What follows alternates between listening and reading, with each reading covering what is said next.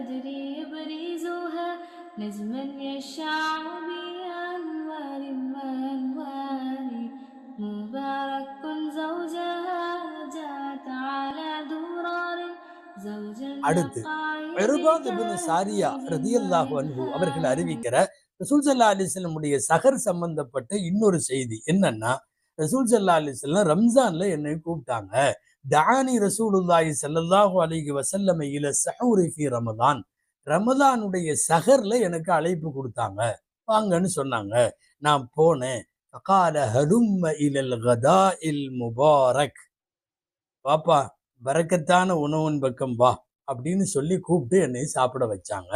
இப்போ ரசூலுல்லாஹுடைய வார்த்தையில ஹலும்ம இலல் கதாஇல் முபாரக், பாக்கியம் பொருந்திய உணவு.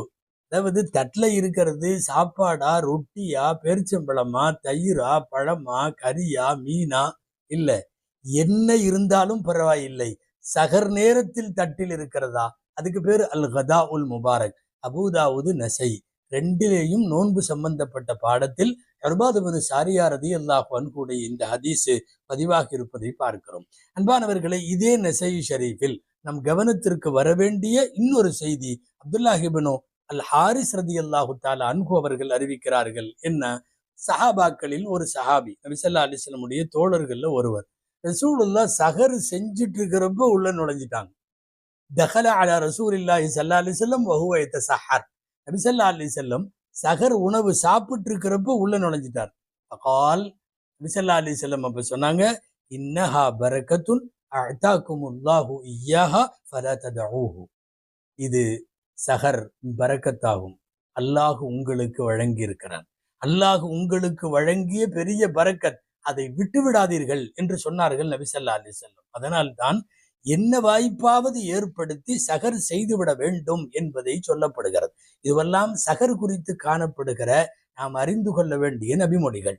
இறுதியாய் ஒரு செய்தி, சகராக இருந்தாலும் இஃப்தாராக இருந்தாலும் யாருக்காவது சகருக்கு உணவு கொடுத்தால், யாருக்காவது இஃப்தாருக்கு அவர்கள் இஃப்தார் செய்வதற்கு தேவையானவற்றை உணவை ஏற்பாடு செய்து கொடுத்தால், உண்மையாகவே அந்த செலவு பாக்கியமானது, அல்லாஹ்விடத்தில் ரொம்ப பிரியமானது, நம்முடைய செல்வத்தின் பரக்கத்திற்கு காரணமானது.